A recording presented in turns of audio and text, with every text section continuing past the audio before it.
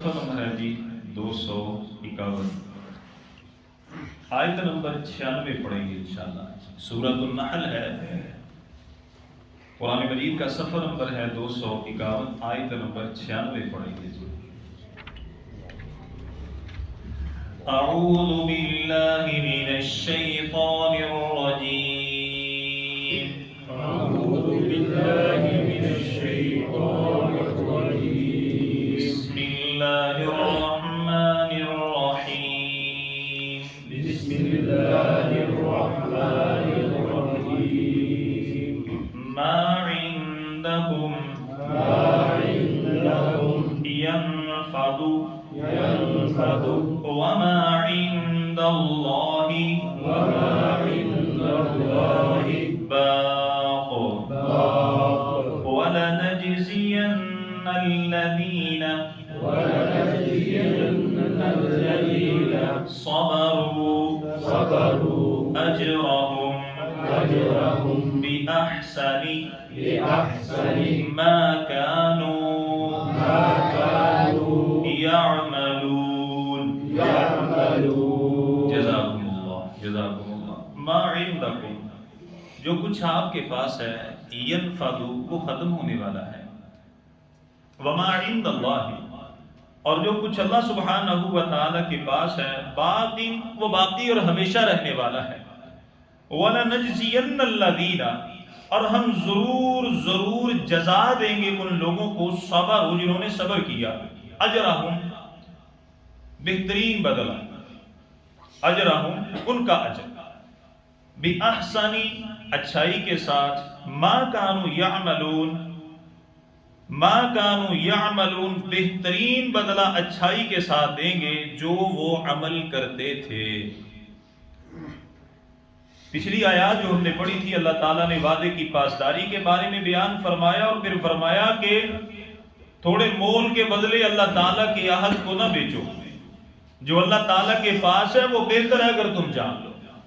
اب اس آیت میں اللہ تعالیٰ فرماتے ہیں کہ جو کچھ آپ کے پاس ہے، خواہ وہ دنیا کا مال ہے، دنیا کی دولت ہے، خواہ وہ عزت ہے، خواہ وہ مکانات ہیں، جو کچھ بھی ہے، صحت ہے، جوانی ہے، شباب ہے، اللہ فرماتے ہیں ما عندکم ینفد، جو کچھ ہے وہ ختم ہونے والا ہے۔ کل من علیہا فان، اللہ تعالیٰ فرماتے ہیں جو کچھ بھی اس کائنات میں ہے وہ فانی ہے، وہ ختم ہونے والا ہے، کوئی بھی چیز ہمیشہ رہنے والی نہیں ہے۔ یہ نہ کائنات ہمیشہ رہنے والی ہے، اور کائنات کے درمیان جتنی بھی مخلوقات ہیں، کوئی بھی انسان، کوئی بھی حیوان جس کے اوپر مخلوق کا لفظ آتا ہے، تخلیق کا لفظ آتا ہے، وہ باقی رہنے والا نہیں ہے، یہاں تک کہ فرشتے بھی ختم ہو جائیں گے۔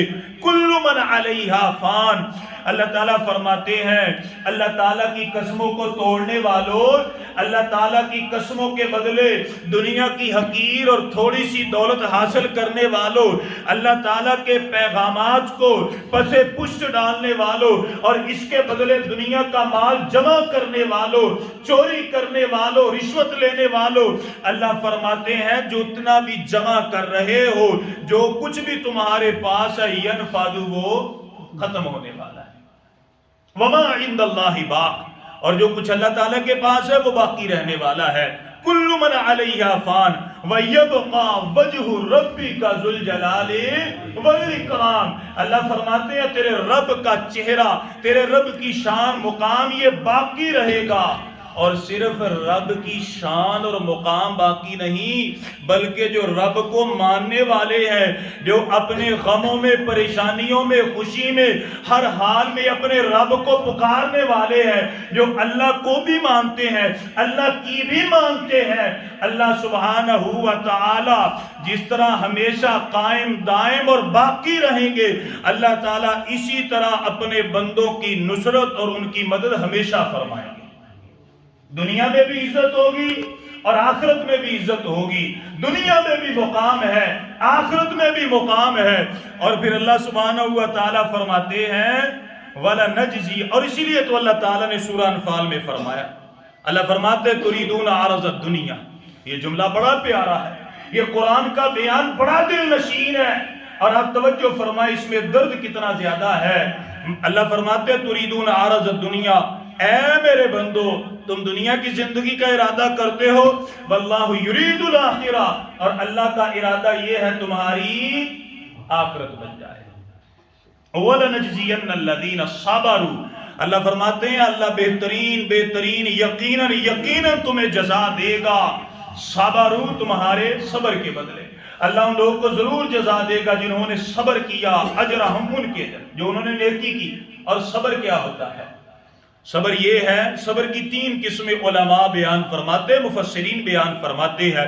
صبر کا پہلا درجہ یہ ہے کہ اللہ تعالیٰ کی تعلیمات اور جناب محمد الرسول اللہ صلی اللہ علیہ وسلم کی تعلیمات کے اوپر اپنے دل کو مستقیم کر لینا، نماز کے اوپر کر لینا، زکوٰۃ کے اوپر کر لینا، سچ کے اوپر کر لینا، مال تول کی کمی سے بچانا، صداقت امانت داری کو اپنانا، ہر معاملے میں جو بندہ اللہ اور اس کے رسول کے احکامات کے اوپر اپنے دل کو پکا کر لے، یہ صبر کا پہلا درجہ ہے۔ دوسرا درجہ کیا ہے؟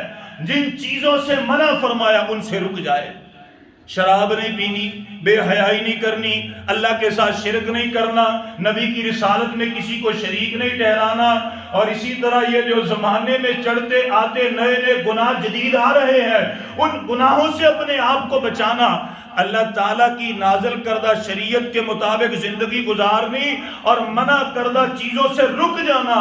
تیسرا درجہ کیا ہے؟ ان دونوں معاملات میں جو پریشانیاں آئیں ان میں صبر کرنا، استقامت اختیار کرنا۔ یہ نہیں پریشانی آئی میں رک جاؤں، یہ نہیں تکلیف آئی میں پیچھے ہٹ جاؤں، نہیں، یہ تو پریشانیاں آتی ہی انسان کے ایمان کے لیے ہیں۔ آپ دیکھیں سونار کو جب یہ سونا ملتا ہے اس میں کچرا بھی ہوتا ہے، اس کے اندر کوئی دوسری چیزیں بھی ہوتی ہیں، لیکن وہ اسے آگ میں تپاتا ہے، آگ میں اس کو پکاتا ہے، پھر کیا ہوتا ہے؟ میل کچیل سائیڈ پر، اس کے اوپر جو لوہا سائیڈ پر، پیتل سائیڈ پر، نکھر کے جب سونا نکلتا ہے اس کی قدر و قیمت آپ اندازہ لگائیں کتنی زیادہ ہوتی ہے۔ اللہ سبحانہ و تعالیٰ نے فرمایا سورہ البقرہ میں، اللہ فرماتے ہیں ام حسبتم ان تدخلوا الجنہ، تم نے خیال کر لیا تم ایسے جنت میں داخل کر دیے جاؤ گے، وَلَمَّا يَأْتِكُم مَّثَلُ الَّذِينَ خَلَوْا مِن قَبْلِكُم مَّسَّتْهُمُ الْبَأْسَاءُ وَالضَّرَّاءُ وَزُلْزِلُوا حَتَّى يَقُولَ الرَّسُولُ وَالَّذِينَ آمَنُوا مَعَهُ مَتَىٰ نَصْرُ اللَّهِ الا ان نصر اللہ قریب۔ اللہ فرماتے ہیں سمجھ لیا ایسے جنت میں چلے جاؤ گے، ابھی تو تمہارے اوپر وہ پہلے لوگوں جیسے حالات آئے ہی نہیں، تم کو آزمایا ہی نہیں گیا، تمہیں کسی پریشانی میں مبتلا ہی نہیں کیا گیا۔ جب ان پر پریشانیاں آئیں، مصیبتیں آئیں، وہ وقت کے نبی کے پاس آ کے کہتے ہیں اب اللہ کی نصرت مدد معاونت کب آئے گی؟ فرما دیجیے اللہ کی نصرت بڑی قریب ہے۔ وہ مکے کا دور یاد کیجئے، جب آل یاسر کے ساتھ کتنے ظلم ڈھائے گئے، حضرت بلال کے ساتھ ظلم ڈھائے گئے، حضرت خبیب کے ساتھ ڈھائے گئے، آئے اللہ کے نبی کے پاس، اللہ کے نبی برداشت سے باہر ہو گیا۔ امام کائنات علیہ السلام نے فرمایا ابھی سے بس ہو گئی۔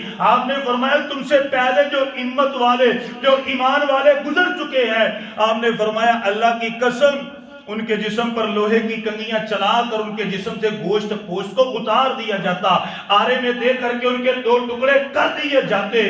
اللہ کے نبی نے فرمایا وہ بنی اسرائیل والے تھے جنہوں نے 40,000 انبیاء کو ناحق شہید کر دیا تھا۔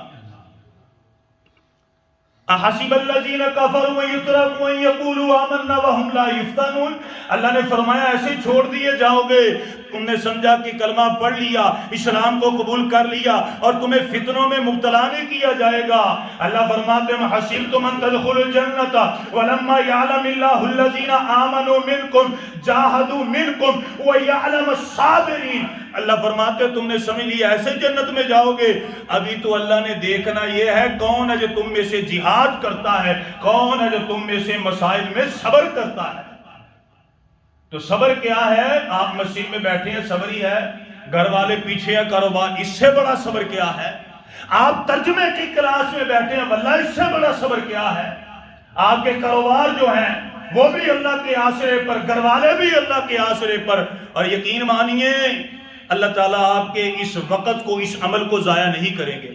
ایک خوشخبری کی آیت سناؤں، سورہ البقرہ میں آئیے. اللہ تعالیٰ بیان فرماتے ہیں وَلَنَبْلُوَنَّكُمْ بِشَيْءٍ مِّنَ الْخَوْفِ وَالْجُوعِ وَنَقْصٍ مِّنَ الْأَمْوَالِ وَالْأَنفُسِ وَالثَّمَرَاتِ وَبَشِّرِ الصَّابِرِينَ. اللہ فرماتے ہیں ضرور آزمائیں گے، اموال دے کے، اموال چھین کر کے، پھلوں کی کثرت سے، پھلوں کی کمی سے. اللہ فرماتے ہیں خوف سے، امن سے آزمائیں گے. پھر اللہ تعالیٰ نے کیا فرمایا؟ اور خوشخبری ہے صبر کرنے والوں کے لیے. جب ان کے اوپر پریشانی آتی ہے کہتے ہیں یا اللہ تیری طرف سے آئی، تیری طرف رجوع کرتے ہیں. الحمدللہ علی کل حال، ہر حال میں یا اللہ تیرا شکر ہے. اللہ فرماتے ہیں یہی وہ بندے ہیں اولئک علیہم صلوات من ربہم ورحمہ، جن کے اوپر اللہ کی رحمتیں ہیں، اللہ درود و سلام ان کے اوپر پڑھتے ہیں. وہ بلال زمین پر چلتے ہیں، قدموں کی آواز کدھر میں آتی ہے؟ جنت میں آتی ہے. وہ حضرت خبیب ہیں، جیل کے قید خانے میں بند ہیں، اللہ بے موسم پھل ان کو عطا فرماتے ہیں. وہ بلال حبشی ہے، ان کا بھائی تھا، ان کا نکاح قریشیوں میں ہو گیا. یہ اللہ کا فضل ہے کہ کہاں سے آئے تھے اللہ نے کہاں پہنچا دیا. وَأُولَئِكَ هُمُ الْمُهْتَدُونَ، یہی لوگ ہدایت والے ہیں. قرآن نے بیان فرمایا فَإِنْ آمَنُوا بِمِثْلِ مَا آمَنْتُمْ بِهِ فَقَدِ اهْتَدَوْا. اور لوگوں اگر کامل ایمان والے بننا چاہتے ہو تو نبی معظم علیہ السلام کے صحابہ جیسا ایمان لے کر کے آؤ.